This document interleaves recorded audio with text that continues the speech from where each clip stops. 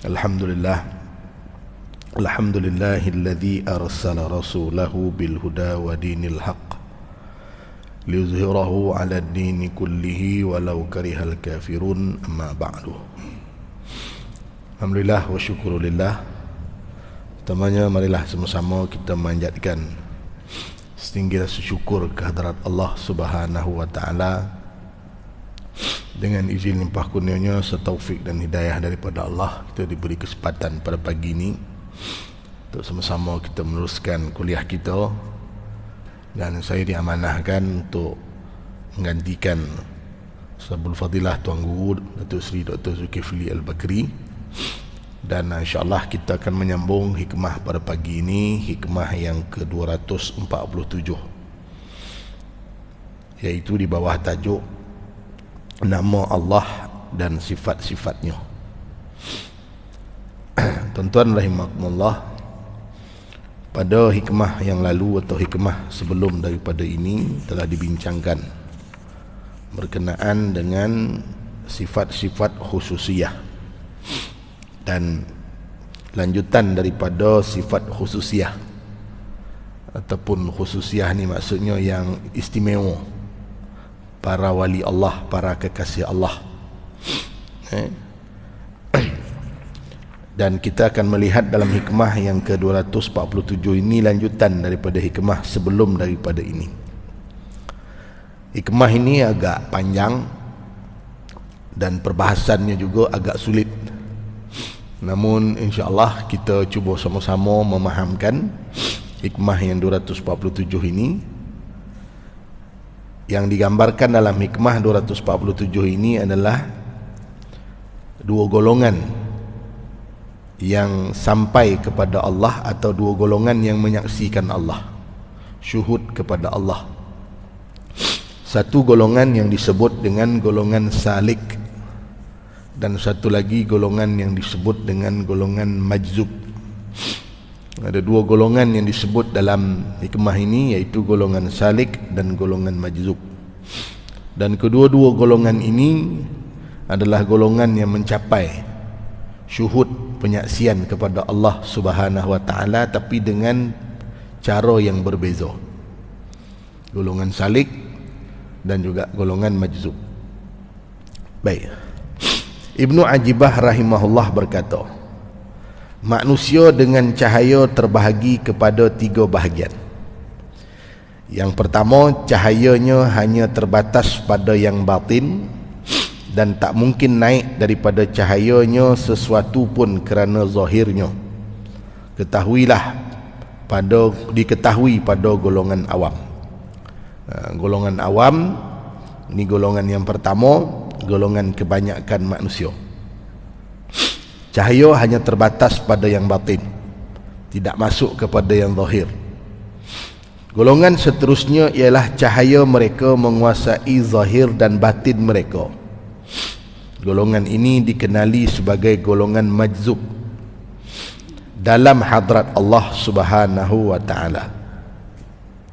Zahir dan batin mereka dipenuhi dengan cahaya, dan golongan ini disebut dengan golongan majzub. Istilah mudah nak dipaham majzub ni adalah golongan yang ditarik. Golongan yang ditarik oleh Allah Subhanahu wa taala ke hadrat Allah.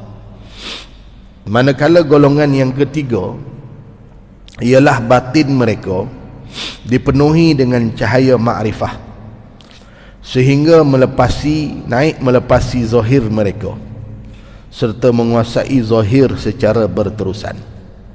Mereka golongan salik yang benar-benar mengenali Allah Subhanahu wa taala dalam makrifahnya. Baik. Dalam mukadimah ini disebut tiga golongan. Satu golongan awam, satu golongan majzub, dan satu lagi golongan salik. Dan ketiga-tiga golongan ini mempunyai keistimewaannya yang tersendiri. Dan ketiga-tiga golongan ini merujuk kepada sejauh mana penyaksian mereka, sejauh mana mereka mengenal Allah Subhanahu wa taala dengan penyaksian. Baik. Saya baca dulu hikmah ini untuk kita sama-sama cuba faham. justru disebut jalan yang menyampaikan kepada khususiyah. Maksudnya kewalian. Khususiyah ni kewalian ataupun istimewa di sisi Allah Subhanahu wa taala. Dalla biwujudi atharihi ala wujudi asma'ihi wa biwujudi asma'ihi ala subuti awsafihi wa bisubuti awsafihi ala wujudi dhatihi.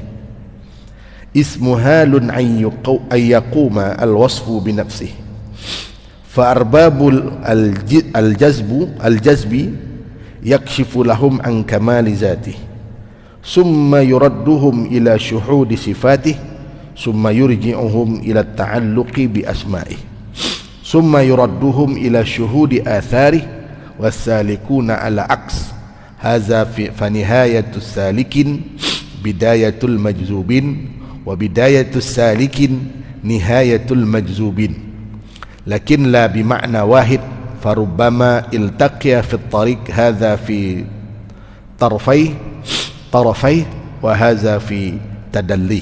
Okey, baik. Panjang hikmah ni. Terbukti, maksudnya terbukti kewujudan makhluk disebabkan nama-nama Allah Subhanahu wa taala. Adapun nama-nama itu berdasarkan sabit sifat-sifatnya. Sedang sabit sifat-sifatnya berdasarkan zat Allah Subhanahu wa taala. Hal ini kerana akal tidak dapat menerima adanya sifat yang berdiri sendiri tanpa zat. Maka golongan yang majzub, yang pertamanya, dibukakan pada mereka kesempurnaan zat Allah Subhanahu wa taala. Kemudian memperlihatkan pula penyaksian sifat-sifatnya. Seterusnya dirangkaikan kembali pada nama Allah Subhanahu wa taala dan kemudian menurun pada pandangannya dengan makhluk ciptaan Allah Subhanahu wa taala. Golongan salik, maka kemuncaknya seperti keadaan permulaan bagi golongan majzub. Adapun golongan salik yang bermula daripada bawah, maka kemuncaknya menikmati serta merasai mercu tertingginya golongan majzub. Namun tidak bererti kedua-duanya berada pula pada tempat yang sama. Mungkin sahaja seseorang dapat bertemu di jalanan ketika sedang mendaki tinggi dan mungkin juga dapat bertemu ketika sedang menjunam ke bawah. Baik. Jadi baca sekali lalu mungkin agak sulit kita memahami hikmah yang ke-247 ini. Tapi ia berkait dengan bagaimana jalan seseorang manusia untuk mengenal Allah. Baik, secara asasnya tuan-tuan, kita mengenal Allah Ta'ala ini dengan mengenal tiga perkara. Satu, kita kenal Allah melalui mengenal asma-Nya, melalui mengenal nama-nama Allah Subhanahu wa taala. Okay. Atau kita mengenal Allah melalui perbuatan-perbuatannya, af'alnya. Dan yang ketiga, kita mengenal Allah melalui sifat-sifatnya. Kemudian barulah naik kepada yang keempat, mengenal Allah dengan mengenal zatnya. Jadi susunannya, manusia nak kenal Allah, pertama peringkat orang biasa macam kita kenal Allah melalui perbuatan Allah. Daripada perbuatan Allah kita mengenal asma Allah, nama Allah. Dan daripada asma Allah kita mengenal sifat Allah. Dan daripada sifat Allah kita mengenal zat Allah Subhanahu wa taala. Ini tingkatan dia.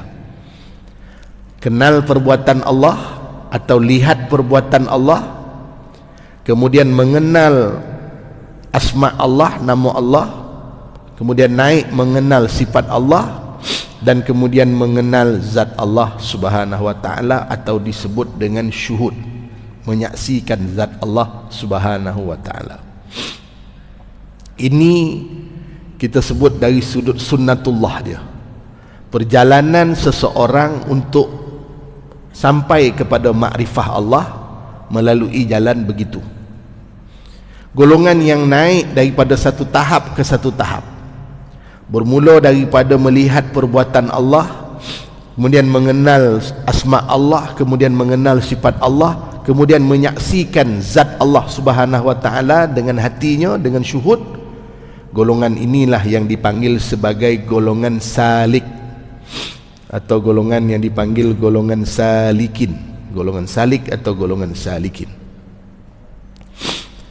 Dan ada satu lagi golongan yang dipanggil sebagai golongan majzub.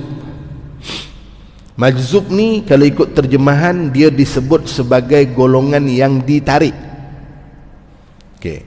Golongan yang majzub ni, golongan yang ditarik ni, dia tidak melalui proses seperti golongan salik. Golongan salik tadi, dia melihat perbuatan Allah, dia mengenal asma Allah, mengenal sifat Allah, lalu dia menyaksikan zat Allah, dipanggil syuhud. Golongan majzub ni, mereka langsung terus ditarik oleh Allah untuk mengenal atau menyaksikan zat Allah. Allah pilih dia terus naik kepada martabat atau golongan maqam yang syuhud, menyaksikan Allah Subhanahu wa taala dengan mata hati dia, dan dia tidak melalui proses sebagaimana golongan salik. Oleh sebab itu, golongan majzub ini, mereka adalah golongan-golongan yang telah dipilih oleh Allah untuk terus naik kepada syuhud, menyaksikan Allah Subhanahu wa taala. Ada tak golongan sebegini? Ada golongan-golongan yang dipilih oleh Allah Subhanahu wa taala. Golongan ini disebut dengan golongan al-majzubin atau golongan majzub. Inilah yang bila kita bincang dalam ilmu tasawuf, ada orang yang diberi oleh Allah anugerah mengenal Allah melalui jalan salik.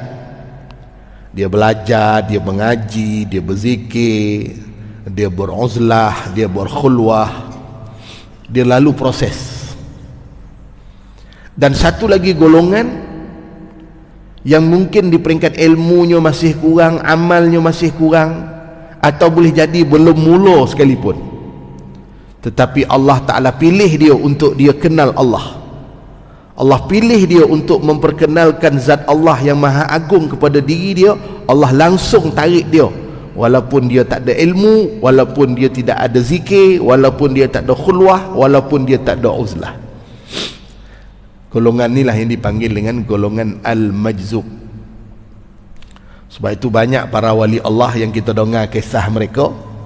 Mereka ni asalnya ahli maksiat, bila ditarik oleh Allah, mereka menjadi wali Allah Subhanahu wa ta'ala. Tapi kita bukanlah berhasrat bila mengaji ilmu tasawuf ni semua nak jadi golongan majzub. Ini salah faham. Bila kita cerita tentang golongan majzub, semua pakat nak jadi majzub belaka. Ngaji tak nak, zikir tak nak, beramal tak nak, tiba-tiba nak dapat yang luar biasa, nak jadi golongan majzub. Ini dari sudut adabnya tak betul. Kita tidak boleh mengharap-harap untuk Allah kurniakan kita anugerah luar biasa. Kita kena beramal, melaksanakan perintah Allah, jaga apa yang Allah suruh, tinggal apa yang Allah larang dengan bersungguh-sungguh. Kalau Allah Ta'ala nak pilih, Allah Ta'ala akan pilih kita tanpa perlu kita minta. Sebab itu jangan gairah bila kita belajar ilmu tasawuf untuk nak dapat anugerah-anugerah luar biasa tanpa usaha, nak mendapat satu kurnia luar biasa tanpa ada susah payah yang perlu dilalui. Dan jangan kita rasa kecewa dan putus asa kalau kita sudah berusaha membersihkan hati kita, belajar ilmu, zikir, berkhalwah, beruzlah, tapi masih lagi tak dianugerah oleh Allah dengan makrifah, syuhud kepada Allah Subhanahu wa ta'ala. Baik, ini sebagai gambaran awal. Dua golongan, satu disebut salik. Yang salik ni dia mencapai kepada makrifah Allah, penyaksian kepada Allah melalui tangga-tangga usaha. Satu golongan lagi, dia mencapai syuhud, penyaksian Allah, mengenal Allah, tidak melalui tangga tapi langsung terus ditarik oleh Allah Subhanahu wa ta'ala. Kita orang beriman, kita wajib yakin ada benda yang Allah boleh beri dengan sebab, dan ada benda yang Allah boleh beri tanpa sebab. Ada benda yang Allah boleh beri dengan usaha, dan ada benda yang Allah boleh beri tanpa usaha. Ini keyakinan kita sebagai orang beriman. Cuma sebagai hamba Allah kita diperintah berusaha. Sebagai hamba Allah kita diperintahkan untuk beramal. Jangan mengharapkan sesuatu tanpa usaha, dan jangan mengharapkan sesuatu yang luar biasa tanpa berbuat apa-apa. Kalau bab rezeki contohnya, dalam soal rezeki selalunya kalau kita lihat ada satu keyakinan pada kita, kita bekerja bersungguh-sungguh lalu kita dapat rezeki. Dan ada satu lagi keyakinan kita, kalau Allah nak bagi rezeki kepada kita, ada orang yang tak perlu berusaha pun kalau Allah nak pilih, dia dapat rezeki tanpa perlu bekerja dan tanpa perlu berusaha. Golongan-golongan ini sudah tentu golongan-golongan yang terpilih, golongan-golongan yang dimuliakan oleh Allah, beroleh rezeki tanpa usaha dan tanpa sebab. Namun begitu, kita tidak boleh mengharap untuk dapat sesuatu yang luar biasa tanpa usaha. Baik. Jadi kalau kita memahami hikmah ini tuan-tuan, dengan kita memahami terlebih dahulu bagaimana seseorang untuk mencapai kepada musyahadah, syuhud, menyaksikan Allah Subhanahu wa ta'ala, proses dia ada yang melalui tangga demi tangga, dan ada yang langsung ditarik oleh Allah Subhanahu wa ta'ala. Okey. Dia diberi perumpamaan begini. Saya cuba memudahkan kepahaman kita dalam hikmah 247 ini. Manusia ni tuan-tuan, dia ada 3 golongan. Katalah 3 golongan. Dia dibagi pada 3 golongan. Dan ketiga-tiga golongan ini, ketiga-tiga golongan manusia ni semuanya sedang tidur. Tiga-tiga golongan manusia ni semuanya sedang tidur. Jenis yang pertama, manusia yang tidur ni, dia tidur sampai mati. Bila dia jaga, dah mati baru dia jaga. Ini golongan pertama. Berdasarkan hadis Nabi SAW sebut, An-nasu niyam wa iza mata intabahu. Manusia ini tidur, kata Nabi. Bila dia mati, baru dia terjaga. Maksudnya golongan ni golongan yang tak kenal Allah, leko dengan dunia, tenggelam dengan dunia. Ini golongan pertama. Wala'iyahzubillah, kita tak nak jadi golongan nombor 1 ni. Golongan nombor 2, dia tidur. Dia tidur, tetapi dia dibangunkan, dia dikejutkan. Bangun, kejut, dibangunkan, dia dikejutkan. Lepas dibangunkan, dikejutkan, dia dididik, dia dilatih. Maksudnya belajarlah.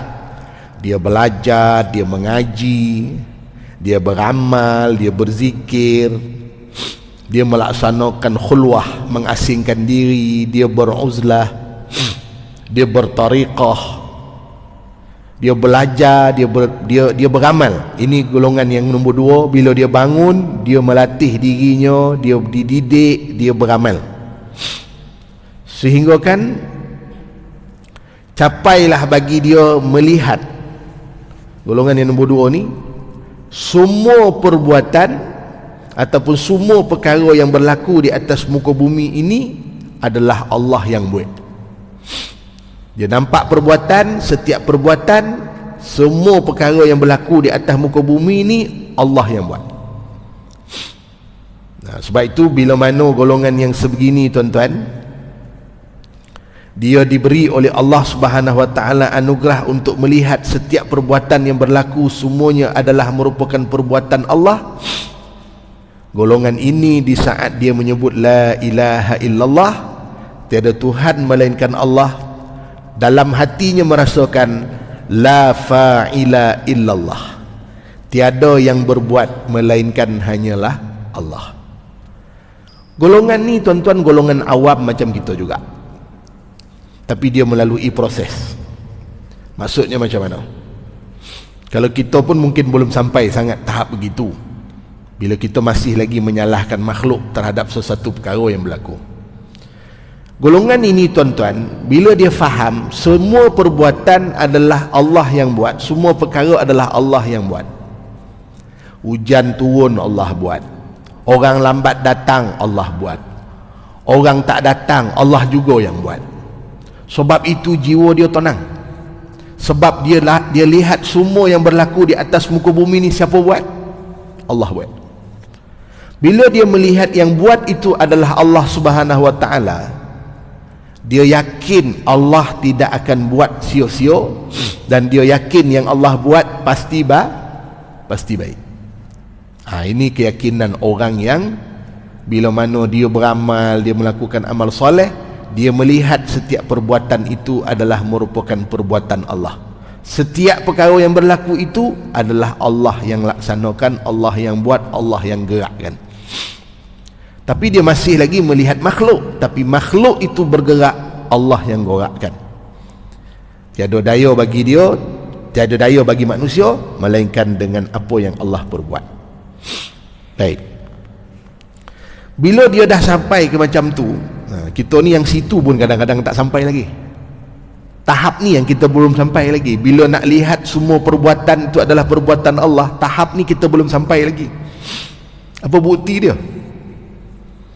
Bukti dia kita masih berkalau-kalau, kita masih menyalahkan orang, masih menyalahkan sebab. Kalau hidup kita masih bertanya lagi kenapa dan kenapa, bermakna kita belum sampai lagi kepada maqam orang yang melihat semua perbuatan adalah perbuatan Allah. Sebab tu saya selalu sebut Nabi, kata Anas bin Malik, Nabi sepanjang aku jadi khadam tidak pernah bertanya soalan kenapa. Kalau Anas bin Malik lambek sampai, Nabi tak tanya kenapa lambek. Sebab hakikatnya bila lambat itu siapa yang buat? Allah yang buat. Tapi itulah, ambil nota jugalah, janganlah take for granted sangat. Yang ni kita bicara orang yang betul-betul dalam hatinya merasa semua perbuatan itu Allah buat. Kan mengaji ilmu tak habis, dia gunakan perkataan tu pada cara yang salah.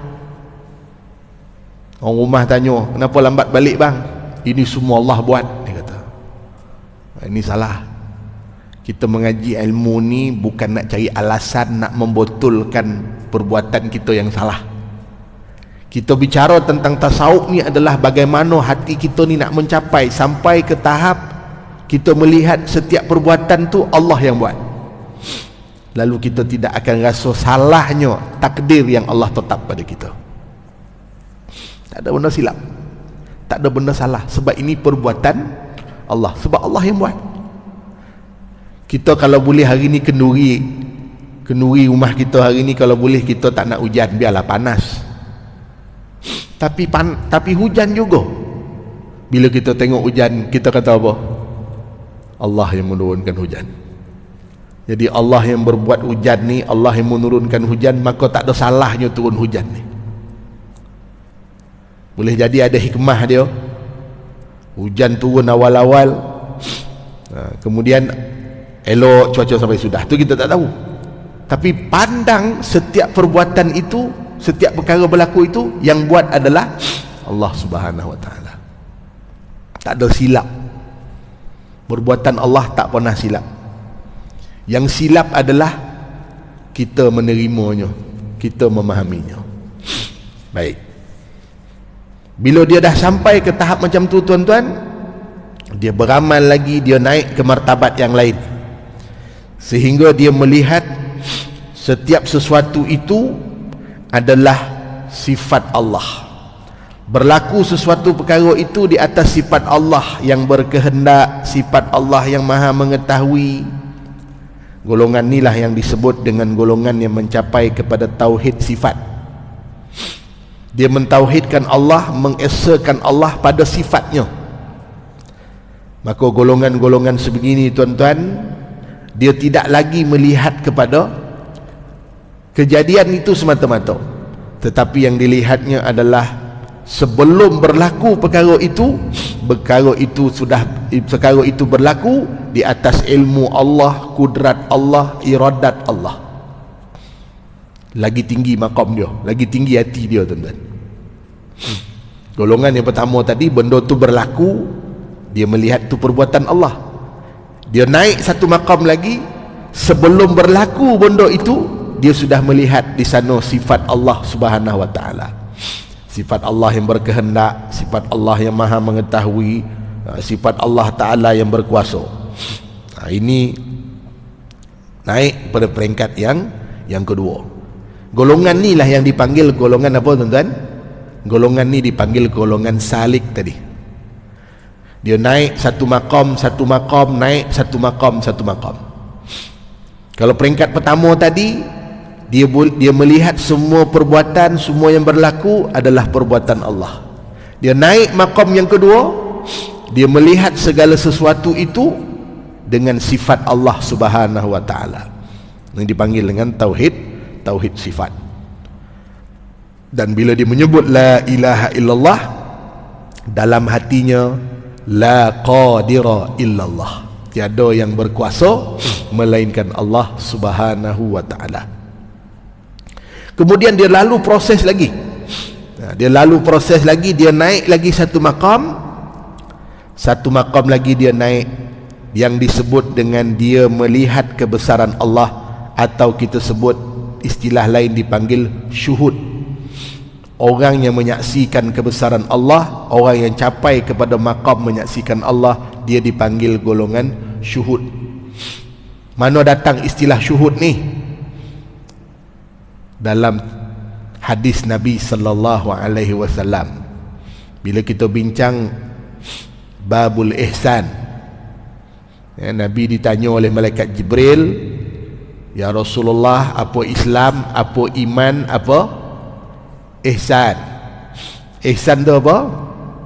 An ta'budallah ka'annaka tarahu, kamu beribadat kepada Allah seolah-olah melihat Allah. Apa makna seolah-olah melihat Allah? Itulah syahadah, atau disebut dengan syuhud, menyaksikan Allah. Ini maqam yang paling tinggi dalam bertasawuf, paling tinggi dalam ihsan. Maqam paling tinggi dalam ihsan, beribadat seolah-olah melihat Allah, menyaksikan Allah. Ini dipanggil syuhud atau golongan musyahadah. Jadi ini bukan istilah yang kita buat-buat, bukan orang tasawuf buat-buat, tapi memang ada asas dia. Dan golongan ni dia naik ke peringkat yang paling tinggi, dia dah capai kepada golongan syahadah, musyahadah, golongan yang menyaksikan Allah Subhanahu wa taala. Dan golongan ni tuan-tuan, hebatnya dia, semua benda dalam dunia ni dia tak nampak dah. Yang dia nampak semuanya Allah. La ilaha illallah pada hatinya, la mawjuda illallah, tiada yang wujud melainkan yang sebenar-benar wujud adalah Allah Subhanahu wa taala. Okey, contoh paling senang sekali, kalau kita orang awam, orang biasa, kita tengok satu benda yang terjadi, tengok air ni, di sebalik air ni kita mengakui kebesaran Allah, kita mengakui Allah yang buat, kita mengakui Allah Ta'ala yang mengatur dengan segala sifatnya. Ini golongan awam macam gitulah. Tapi golongan yang saya sebut tadi, yang naik maqam paling tinggi, golongan musyahadah ni tuan-tuan, dia beza.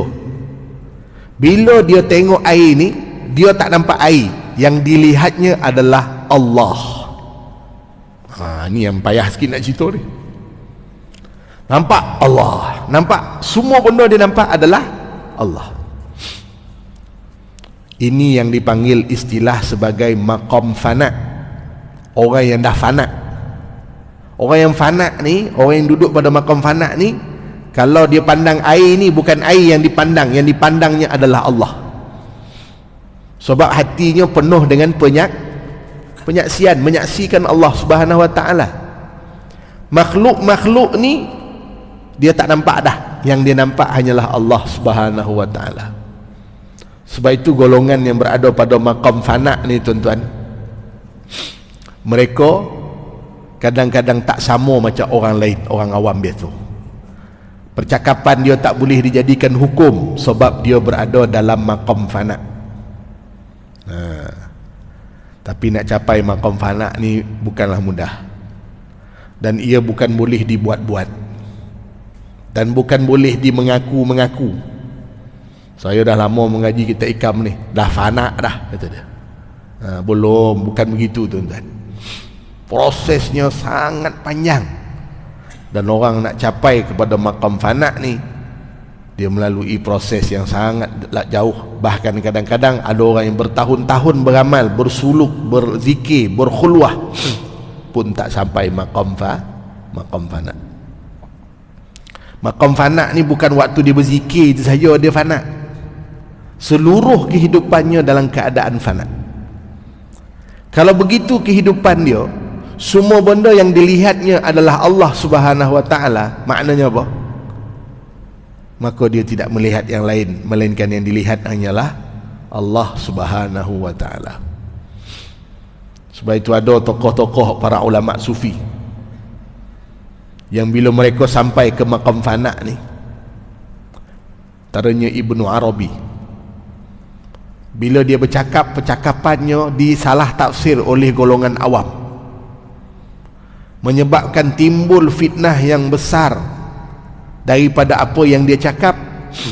Akhirnya dia terpaksa dibunuh sebab takut orang jadi salah faham. Contoh perkataan yang keluar, dia kata apa?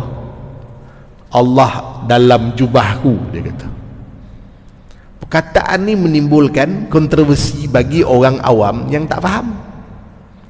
Hakikat perkataannya tu betul tak? Hakikat perkataannya itu betul. Maksudnya apa? Allah ada bersama dengan dia. Ini pemahaman yang betul. Tapi orang yang berada di maqam fana, perkataan yang keluar daripada mulut dia ataupun perkataan yang keluar daripada dia adalah perkataan berdasarkan penyaksiannya kepada Allah. Maka yang disaksikannya Allah Ta'ala dalam hati dia, maka keluarlah daripada hatinya, daripada mulutnya perkataan yang bagi orang awam benda ni tak boleh diterima, salah faham. Jadi orang duduk di maqam fana. Saya belum sampai maqam fana ni, sebab tu boleh ngajar lagi. Kalau saya dah sampai maqam fana, tak ngajar lagi dah, takut lebih banyak timbul fitnah. Kan? Perkataan golongan maqam fana. Jadi golongan maqam fana inilah golongan yang paling tinggi lah, kita sebut pada kedudukan paling tinggi bagi seorang salik untuk capai. Jadi apa proses golongan salik tadi capai tuan-tuan? Mula-mula dia kenal semua perbuatan adalah perbuatan Allah, semua perkara yang berlaku adalah dengan sifat Allah, dan akhirnya sampai kepada maqam semua perkara itu Allah Ta'ala yang wujud sebenar wujud hanyalah Allah. Ini maqam paling tinggi. Baik, itu golongan salik. Dia agak complicated sikit ni, tapi kalau ada papan putih senang saya nulis ni. Tapi tak apalah. Saya balik pada 3 golongan yang saya sebut tadi. Golongan pertama, golongan yang tidur, lalai. Bila dia bangun, dah mati dan tiba dia bangun. Ini golongan pertama. Waliyahzubillah, kita tak nak jadi golongan ni. Golongan yang kedua, golongan yang dibangunkan, golongan salik. Dia berlatih, dia belajar, dia menuntut ilmu, dia berzikir, naik satu maqam,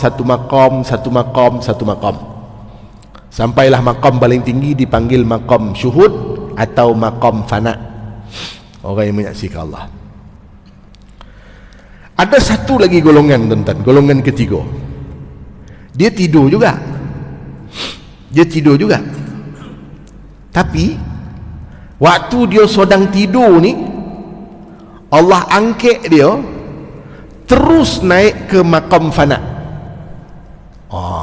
Ni yang sulit sikit nak cerita ni. Golongan yang ketiga ni, dia tidur. Waktu dia sedang tidur ni, Allah angkat dia terus naik ke maqam fana, terus jadi ahli syuhud.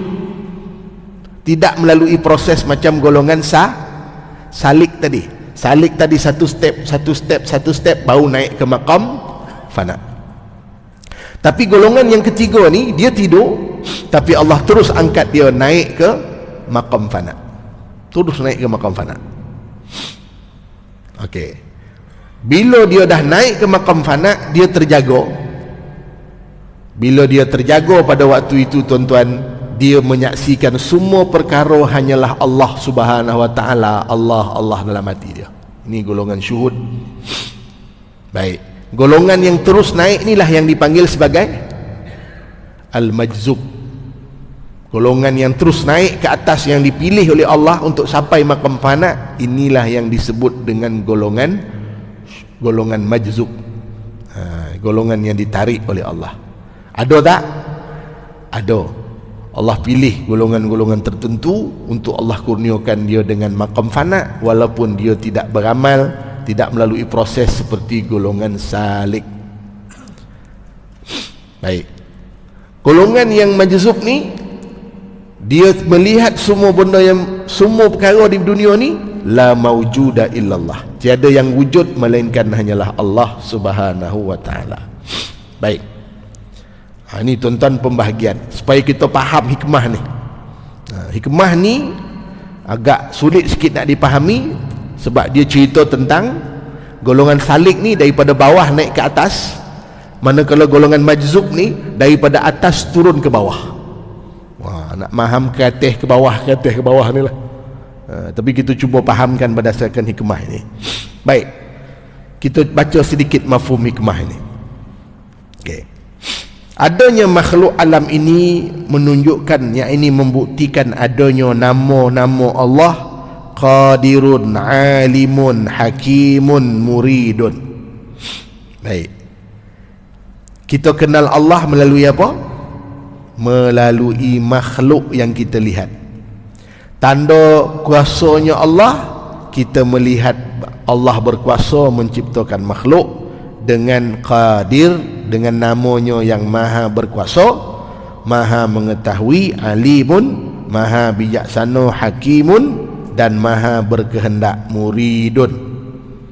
Jadi kita kenal makhluk Allah, melihat makhluk Allah dengan asma Allah. Dan dengan adanya nama-nama itu pasti ada sifat-sifat.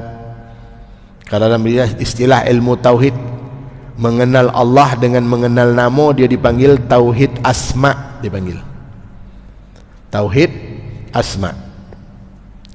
Kemudian bagi setiap nama pasti ada sifat. Contoh, kita panggil orang tu namanya Hitam, Hitam bin Putih, contoh. Kenapa panggil dia hitam? Nama yang hitam, sifatnya pun hitam, sebab itu dia dipanggil hitam. Jadi Allah Ta'ala itu namanya Qadir. Namanya Qadir, sifatnya apa? Qudrah. Namanya Alim, sifatnya apa? Ilmun. Jadi kita mengenal Allah melalui sifat Allah, mentauhidkan Allah Ta'ala dengan sifat Allah. Ini dipanggil tauhid sifat. Tauhid sifat, mengenal Allah dengan sifat. Dan pada tiap-tiap sifat pasti berdiri di atas zat, sebab sifat tidak berdiri sendiri. Adapun zat Allah pastinya thabit. Ini pun istilah juga ni, tuan-tuan. Sudah tentulah sifat-sifat Allah Ta'ala itu ada zatnya. Maknanya zat Allah Ta'ala yang maha berkuasa, dia tidak akan mungkin berdiri sifat tanpa zat. Contoh kalau manusia, contoh makhluk lah. Bila kita sebut putih itu sifat dia, warna putih. Putihnya di mana putih? Mesti putih ni duduk di jisimnya, di jiribnya, mesti ada tempat dia duduk. Takkan mungkin kita sebut putih dalam keadaan tak ada tempat putih itu duduk. Mesti putih itu duduk di mana? Di kopiah. Kalau ini makhluk, maka duduknya sifat putih tadi di kopiah ni jirib, barang, benda. Sifat putih itu duduk di benda. Tapi Allah, sifat-sifat Allah duduk di mana? Sifat-sifat Allah Ta'ala itu berdiri di atas zat Allah Subhanahu wa Ta'ala. Cuma kita tak boleh bayang zat Allah tu. Zat Allah Subhanahu wa Ta'ala tak boleh dibayang-bayang. Sebab tiada siapa yang mengetahui akan hakikat zat Allah Subhanahu wa Ta'ala. Tapi kita kenal Allah dengan mengenal asma'nya, mengenal sifatnya, mentauhidkan Allah dengan asma'nya, mentauhidkan Allah dengan sifatnya, dan sampai kepada tahap yang paling tinggi kita mentauhidkan Allah dengan zatnya. Dipanggil dengan maqam yang tinggi itu itulah yang disebut dengan maqam fana. Sifat makhluk manusia ada yang majzub. Majzub ni maksudnya yang ini langsung dibukakan oleh Allah Subhanahu wa Ta'ala sampai kepada ilmu atau mengenal Allah bukan dari bawah atau saluran yang umum. Ada golongan majzub ni yang Allah Ta'ala terus tarik dia untuk kenal Allah Subhanahu wa Ta'ala, tidak melalui proses, tak lalu proses. Okay? Dan ada yang melalui jalan biasa daripada bawah ke atas, iaitu yang disebut dengan golongan salik, ataupun golongan-golongan yang salikin. Jadi mudah fahamnya, golongan salik adalah golongan yang melalui proses untuk sampai kepada maqam syuhud, menyaksikan Allah. Golongan majzub, golongan yang terus ditarik oleh Allah untuk syuhud kepada Allah, menyaksikan Allah Subhanahu wa Ta'ala. Jadi tuan-tuan rahimakumullah, mudah-mudahan kita duduk dalam golongan salik, berusaha untuk sampai maqam kepada syuhud menyaksikan Allah Subhanahu wa Ta'ala. Ibnu Abbad rahimahullah menyebut hamba-hamba Allah Ta'ala yang terkhusus, para wali Allah, para kekasih Allah, dengan dekat daripadanya, golongan ni qarib, mutaqarribin, golongan yang hampir dengan Allah, dan sampai kepadanya terbahagi kepada dua kumpulan. Golongan yang dekat kepada Allah ni dia ada dua golongan. Satu disebut salik, satu lagi disebut majzub. Adapun keadaan golongan salik, mereka berdalilkan, bersandar kepada bukti dengan sesuatu kepadanya. Okay. Golongan salik ni peringkat awalnya, dia mengaku ada Allah kerana adanya makhluk. Dia tengok makhluk, bukti ada makhluk, itulah bukti adanya Allah. Berdalilkan makhluk untuk mengenal Allah. Ini peringkat paling awam, paling bawah daripada golongan salik.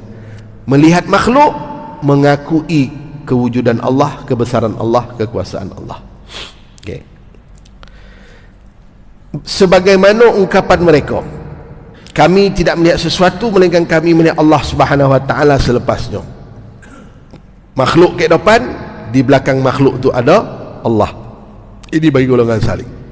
Adapun golongan majzub, mereka berdalilkan dengannya atas sesuatu. Sebagaimana ungkapan mereka, kami tidak melihat sesuatu melainkan melihat Allah Subhanahu wa Ta'ala sebelumnya. Majzub ni, dia lihat Allah dulu. Allah Maha Berkuasa, Allah Kudrat, Allah Iradat, Allah Ilmun, segala sifat-sifat Allah dan kesempurnaan Allah, dia menyaksikan Allah, baru dilihatnya ada makhluk. Kan beza. Golongan salik Dia tengok makhluk, bukti Allah ada. Golongan majzub, dia melihat Allah, bukti, dengan buktinya Allah menciptakan makhluk. Maksudnya ada Allah dulu yang dilihat, baru melihat makhluk. Bagi kita golongan awam ni, kita nampak makhluk dulu, baru kita melihat Allah Subhanahu wa ta'ala. Itu dua golongan, iaitu majzub dan juga salik. Jadi yang lain daripada tu tuan-tuan, saya ingat boleh baca sendiri. Kalau tak baca pun tak apa, takut tak faham. Saya pun ambil masa juga nak memahami hikmah ni, supaya nak bagi kita lebih mudah untuk faham sama-sama, insya-Allah. Harap-harapnya tuan-tuan faham. Paling tidak pun kita tahulah beza antara majzub dan golongan salik. Dan bila kita sebut tentang golongan majzub ni, ia bukanlah merupakan satu perkara yang kita mencita-citakan untuk kita dapat jadi golongan majzub.